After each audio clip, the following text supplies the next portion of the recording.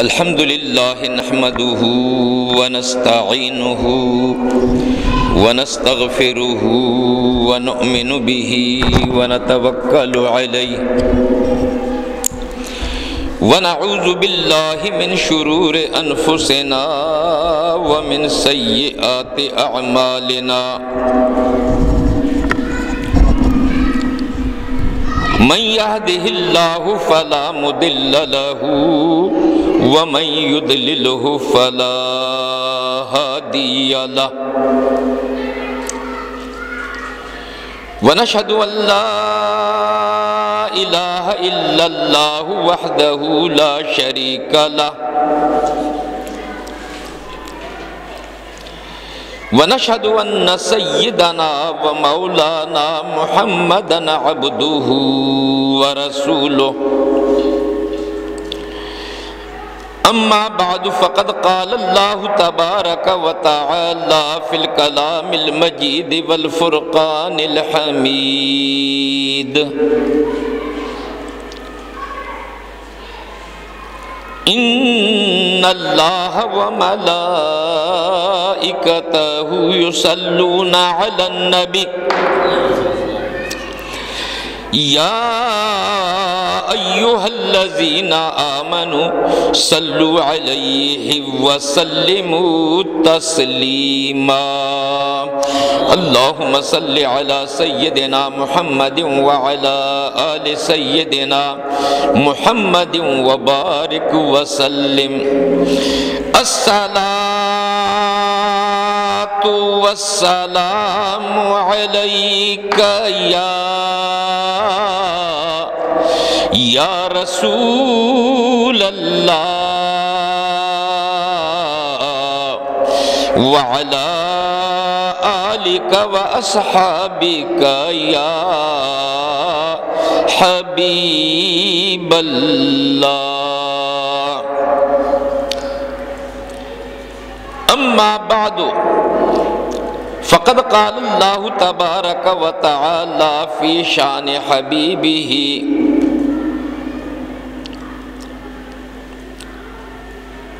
لقد من الله على المؤمنين إذ بعث فيهم رسولا صدق الله العظيم وبلغنا رسوله النبي الكريم ونحن على ذلك لمن الشاهدين والشاكرين والحمد لله رب العالمين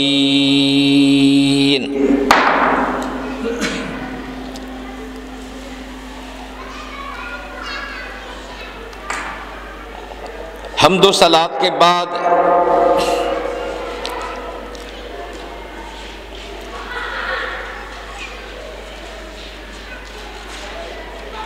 میرے محترم بزرگوں اور ساتھیوں،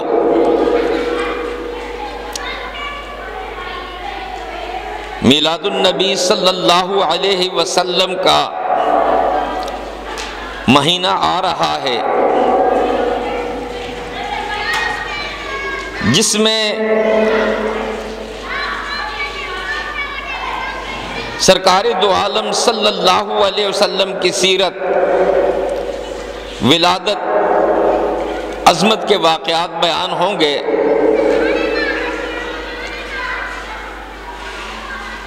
اللہ تعالیٰ نے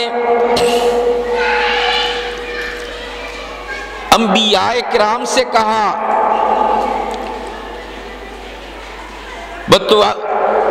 وَتُعَزِّرُوهُ وَتُوَقِّرُوهُ، میرے محبوب صلی اللہ تعالی علیہ وسلم کی تعظیم و توقیر کرو، ادب کرو۔ ادب یہ ایمان کا جز ہے۔ جو ادب کرتا ہے اللہ تعالی اس سے عظمت عطا فرماتا ہے، اور جو ادب نہیں کرتا ادب محروم ماند از فضل رب، بے ادب اللہ تعالیٰ کے فضل و کرم سے محروم رہتا ہے۔ جس نے ادب کیا اللہ تعالیٰ نے اسے معظم بنا دیا، اس کا مرتبہ اور مقام اللہ تعالیٰ نے اونچا کر دیا۔ امام اعظم امام ابو حنیفہ رحمۃ اللہ تعالی علیہ ایک بچے سید زادے کا ادب کیا، اللہ تعالیٰ نے ان کو سراج الامت بنا دیا۔ تو جو ادب کرتا ہے اللہ تعالیٰ اس پر فضل و کرم فرماتا ہے، اللہ تعالیٰ کی رحمتوں کا ورود ہوتا ہے۔ صحابہ کرام کے ادب کا یہ مقام تھا کہ سرکار دو عالم صلی اللہ علیہ وسلم کے دربار میں ایسے ادب سے بیٹھتے تھے کہ کوئی اپنی جگہ سے ذرا بھی نہیں ہلتا تھا، یہاں تک کہ پرندے پتھر سمجھ کر ان کے سروں پر بیٹھ جاتے تھے۔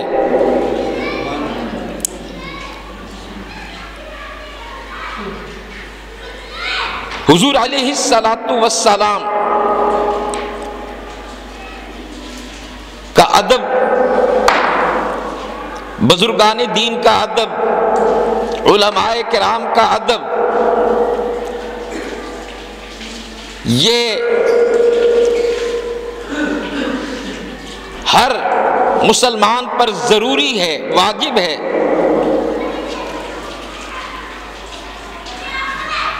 مگر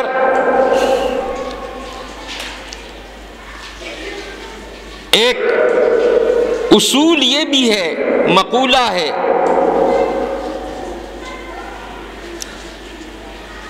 کہ الامر فوق الادب،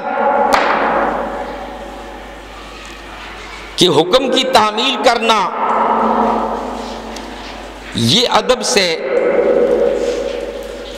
زیادہ اہمیت رکھتا ہے۔ اگر کوئی بڑا حکم دے کہ یہ کام کرو تو ادب کا تقاضا یہ ہے کہ وہ کام کرے، کیونکہ اطاعت اور اتباع یہ ادب سے بھی زیادہ ضروری ہے۔ اس لیے علماء کرام نے کہا کہ الامر فوق الادب، حکم جو ہے وہ ادب سے زیادہ اہمیت رکھتا ہے۔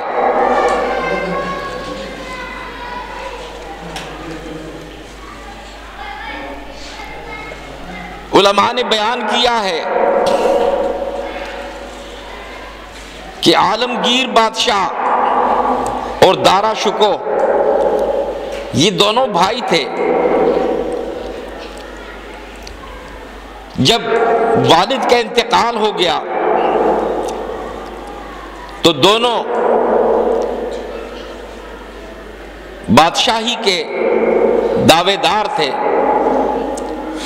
ہر ایک چاہتا تھا کہ میں بادشاہ بن جاؤں۔ چنانچہ اس زمانے میں ایک ولی کامل تھے، مستجاب الدعوات، دارا شکو، اس کے پاس گیا دعا کے لیے تاکہ اللہ تعالیٰ انہیں بادشاہت عطا فرمائے۔ جب اس ولی کے دربار میں پہنچا تو آپ تخت پر جلوہ افروز تھے۔ انہوں نے کہا دارا شکو سے کہ یہاں آؤ میرے ساتھ تخت پر بیٹھو، انہوں نے ادب کا لحاظ کرتے ہوئے کہا کہ میں تخت پر نہیں بیٹھوں گا، میں آپ کے سامنے بیٹھوں گا۔ انہوں نے دوبارہ کہا، لیکن وہ ادب کرتے ہوئے زمین پر بیٹھ گئے۔ تیسری مرتبہ کہا تو پھر یہی ہوا۔ دعا کے لیے کہا کہ دعا کریں اللہ تعالیٰ مجھے بادشاہت عطا فرمائے، والد کے بعد مجھے اللہ تعالیٰ یہ منصب عطا فرمائے۔ انہوں نے دعا کی، وہ چلے گئے۔ کچھ دیر کے بعد عالمگیر بادشاہ آیا اور سلام کیا۔ سلام کے بعد جب وہ زمین پر بیٹھنے لگا تو اس ولی کامل نے کہا کہ آؤ میرے پاس تخت پہ بیٹھو۔ انہوں نے کہا جی میں اس قابل نہیں ہوں۔ انہوں نے کہا کہ میں تمہیں کہتا ہوں تخت پر بیٹھو۔ انہوں نے سوچا کہ الامر فوق الادب، حکم جو ہے وہ ادب سے بڑھ کر ہے، لہذا وہ اس ولی کامل کے ساتھ تخت پر بیٹھے۔ دعا کے لیے کہا گیا، انہوں نے اس کے لیے بھی دعا فرمائی، اور جب وہ چلا گیا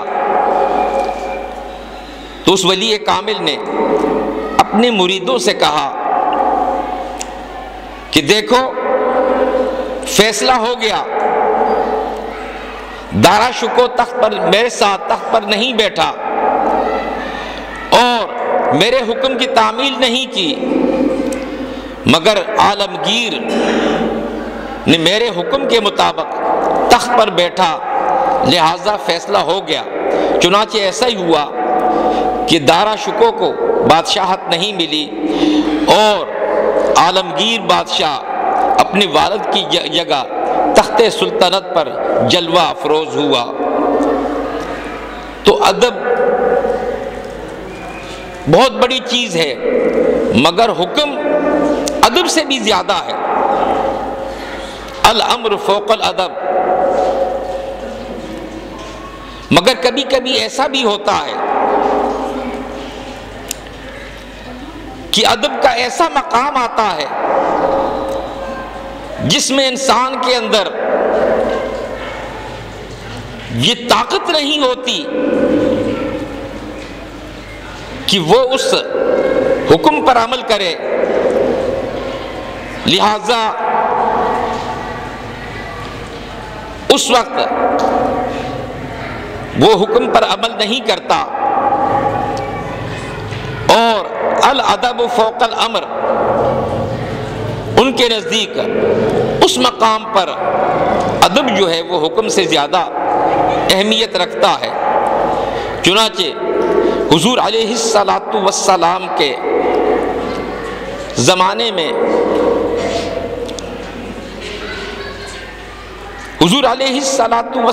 کے زمانے میں ایک مرتبہ حدیث میں آتا ہے، حضرت سہل ابن سعد سے روایت ہے کہ بنی عمرو ابن عوف قبیلے کے درمیان نا اتفاقی ہو گئی، جھگڑا پیدا ہو گیا۔ سرکار دو عالم فخر موجودات صلی اللہ علیہ وسلم صلح کرانے کی نیت سے صحابہ کرام کا ایک گروہ ساتھ لے کر اس قبیلے میں تشریف لے گئے، اور وہاں باتوں باتوں میں نماز کا وقت ہو گیا، مگر حضور علیہ السلام نے مصالحت کرنے کے لیے نماز کو مؤخر کر دیا اور آپ صلح کرانے کے لیے باتیں کرتے رہے۔ جب نماز کا وقت ہو گیا تو حضرت بلال رضی اللہ تعالی عنہ نے ابو بکر صدیق سے کہا کہ سرکار دو عالم صلی اللہ علیہ وسلم غالباً وہاں پر زیادہ دیر بیٹھ گئے ہیں اور وہ ہو سکتا ہے نماز میں نہ پہنچیں، ہمیں کیا کرنا چاہیے؟ آپ نے فرمایا کہ نماز پڑھنی چاہیے، ہو سکتا ہے حضور کو اور زیادہ دیر لگ جائے۔ چنانچہ جماعت کھڑی ہوئی، حضرت بلال رضی اللہ تعالیٰ عنہ نے تکبیر کہی اور سیدنا صدیق اکبر رضی اللہ تعالیٰ عنہ آپ نے نماز پڑھانا شروع کی تو دوران نماز سرکار دو عالم فخر موجودات صلی اللہ علیہ وسلم تشریف لائے اور آ کر پیچھے کھڑے ہو گئے۔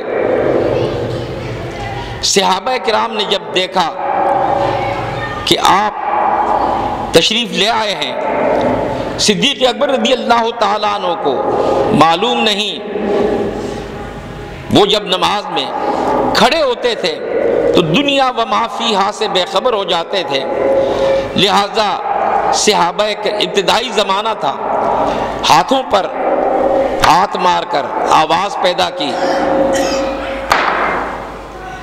جب کافی دیر تک زور سے ہاتھوں پر ہاتھ مار کر آواز پیدا کرتے تھے تو صدیق اکبر رضی اللہ تعالیٰ عنہ سمجھ گئے اور آپ نے کنکھیوں سے پیچھے دیکھا تو معلوم ہوا سرکار دو عالم فخر موجودات صلی اللہ علیہ وسلم صف میں کھڑے پیچھے۔ صدیق اکبر رضی اللہ تعالیٰ عنہ پیچھے آنے لگے تو حضور علیہ السلام نے ہاتھ کے اشارے سے منع کر دیا کہ پیچھے مت آؤ، نماز پڑھو، مگر صدیق اکبر رضی اللہ تعالیٰ عنہ نے حضور کا یہ حکم نہ مانا اور پیچھے آ گئے۔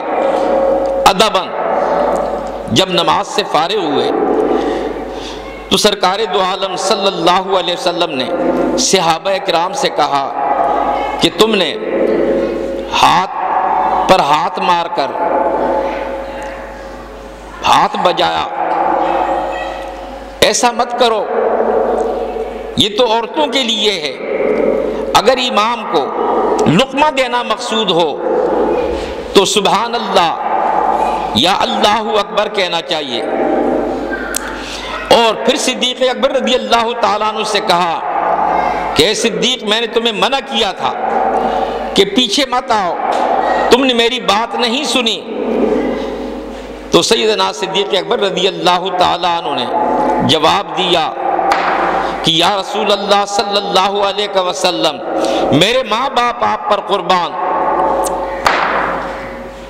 ابو قحافہ کے بیٹے کے اندر یہ طاقت نہیں تھی کہ حضور علیہ السلام پیچھے کھڑے ہوں اور وہ آگے نماز پڑھائے، لہٰذا میں مجبور ہو کر پیچھے ہٹ گیا۔ تو اب یہاں پر قانون تو وہی ہے کہ الامر فوق الادب، لیکن کبھی کبھی ادب کا ایسا مقام آتا ہے کہ انسان کے اندر یہ طاقت ہی نہیں رہتی کہ وہ اس حکم پر عمل کر سکیں اور ادب کے خلاف کوئی کام کریں۔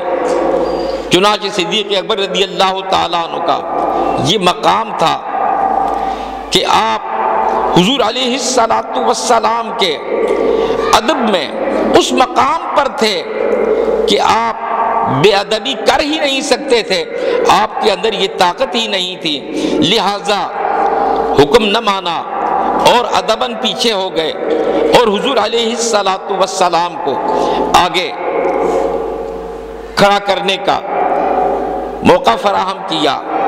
تو معلوم یہ ہوا کہ جب انسان عشق و محبت کے اندر اس مقام پر پہنچ جائے جہاں انسان کے اندر یہ طاقت ہی نہ ہو کہ کوئی کام خلاف ادب کر سکے، تو اس وقت وہ پھر معذور ہوتا ہے۔ لا یکلف اللہ نفسا الا وسعها، اللہ تعالیٰ کسی نفس کو مکلف نہیں کرتا مگر طاقت کے مطابق، جتنی انسان کے اندر طاقت ہوتی ہے اتنا اللہ تعالیٰ انسان کو تکلیف دیتا ہے۔ لہٰذا صدیق اکبر رضی اللہ تعالیٰ عنہ کے اس مقام پر طاقت ہی نہیں تھی کہ وہ آگے کھڑے ہو کر حضور علیہ الصلاۃ والسلام کے پیچھے ہوں اور نماز پڑھائیں۔ یہ ایک واقعہ ہے، اور ایک واقعہ دوسرا ہے کہ جس میں حضور علیہ الصلاۃ والسلام کے حکم پر ادب کو ترجیح دی گئی۔ حضرت علی کرم اللہ تعالیٰ وجہ الکریم صلح حدیبیہ کے اندر جب کافروں کا نمائندہ آیا اور اس نے بات چیت کی، اور جب صلح ہونے لگی تو انہوں نے معاہدہ لکھنے کا کہا۔ حضور علیہ الصلاۃ والسلام نے حضرت علی کرم اللہ تعالیٰ وجہ الکریم سے کہا کہ آپ لکھیں۔ آپ نے سب سے پہلے بسم اللہ الرحمن الرحیم لکھا، تو اس آدمی نے کہا کہ ہم تو یہی نہیں مانتے، یہ آپ کی بسم اللہ شریف ہے، لہٰذا ایسی کوئی چیز نہ لکھی جائے کہ جو ہمارے عقیدے کے خلاف ہو۔ ہم تو بسم اللہ پڑھتے ہیں بِاسْمِكَ اللہم بِاسْمِكَ اللہم، لہٰذا بسم اللہ الرحمن الرحیم نہ لکھا جائے۔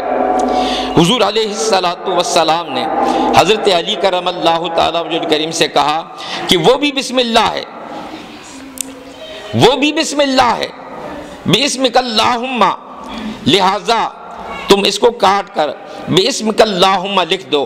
یہ بھی اللہ تعالیٰ کا نام ہے، اور اللہ تعالیٰ کے نام سے شروع کرنے کا اس میں بھی کہا گیا ہے۔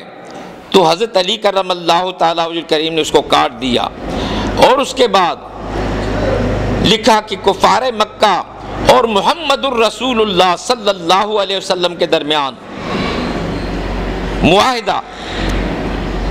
تو اس کافر نے پھر کہا کہ رسول اللہ کو کاٹ دیا جائے، کیونکہ ہم تو رسول مانتے ہی نہیں، اس لیے تو ہمارا اختلاف ہے، لہٰذا اگر معاہدہ لکھنا ہے، صلح کرنی ہے تو رسول اللہ کا لفظ کاٹ دیا جائے۔ حضرت علی کرم اللہ تعالیٰ وجہ الکریم نے سے کہا گیا، حضور علیہ الصلاۃ والسلام نے فرمایا کہ اس کو کاٹ دو۔ حضرت علی نے کہا یا رسول اللہ صلی اللہ علیہ وسلم، آپ کے نام سے رسول اللہ کا لفظ کاٹنے کی مجھ میں ہمت نہیں ہے، لہٰذا میں نہیں کاٹوں گا۔ چنانچہ حضور علیہ الصلاۃ والسلام نے وہ معاہدہ اپنے ہاتھ میں لیا اور اس کو اپنی قلم سے آپ نے اس پر لکیر کھینچ دی۔ تو یہاں حضرت علی کرم اللہ تعالیٰ وجہ کریم ادب کے اس مقام پر تھے کہ جہاں ان کے اندر یہ طاقت ہی نہیں تھی کہ وہ حضور علیہ الصلاۃ والسلام کی بے ادبی کرتے، لہٰذا انہوں نے حضور علیہ الصلاۃ والسلام کا حکم نہیں مانا، اور رسول اللہ کے لفظ کو آپ نے مٹایا نہیں، بلکہ حضور علیہ الصلاۃ والسلام نے اپنی ہاتھ سے مٹایا۔ تو معلوم یہ ہوا کہ عاشقان رسول کا ایک اپنا مقام ہوتا ہے، وہ جب عشق و محبت اور ادب کے اس مقام پر پہنچ جاتے ہیں تو وہاں پر پھر ادب پہلے ہوتا ہے، اور ادب کے مقابلے میں حکم پر عمل کرنا ان کے لیے ممکن نہیں ہوتا، لہٰذا وہ معذور ہوتے ہیں۔ لیکن قانون یہی ہے کہ الامر فوق الادب، کہ حکم جو ہے وہ ادب سے اونچا ہے۔ اگر والد صاحب، استاد اپنے شاگرد کو کہیں کہ آؤ میرے ساتھ تخت پر یا چارپائی پر بیٹھ جاؤ، تو یہ حکم ہے ان کا، لہذا وہ حکم پر عمل کریں گے اور ان کے کہنے کے مطابق چارپائی پر بیٹھ جائیں گے، کیونکہ الامر فوق الادب، امر جو ہے حکم وہ ادب سے زیادہ اہمیت رکھتا ہے۔ تو ہمیشہ بزرگان دین کے حکم کی تعمیل کی جائے، ان کے حکم کے اندر کوئی نہ کوئی راز ہوتا ہے، یا تو اپنے برخوردار کو بڑا مقام دینے کے لیے وہ ایسا کہتے ہیں اور انہیں حکم دیتے ہیں کہ آؤ ہمارے سامنے بیٹھ جاؤ یا ہمارے سامنے چلنے لگو، تو الامر فوق الادب، امر جو ہے وہ ادب سے زیادہ اہمیت رکھتا ہے۔ اللہ تعالیٰ اپنے حبیب کے صدقے ہمیں ادب کی توفیق عطا فرمائے۔ اللہ تعالیٰ ہمیں حضور علیہ الصلاۃ والسلام کا عشق عطا فرمائے اور حضور علیہ الصلاۃ والسلام کی محبت عطا فرمائے، اور حضور کی ہر حکم کو اور ہر امر کو ماننے کی توفیق عطا فرمائے۔ وآخر دعوانا الحمد للہ رب العالمین۔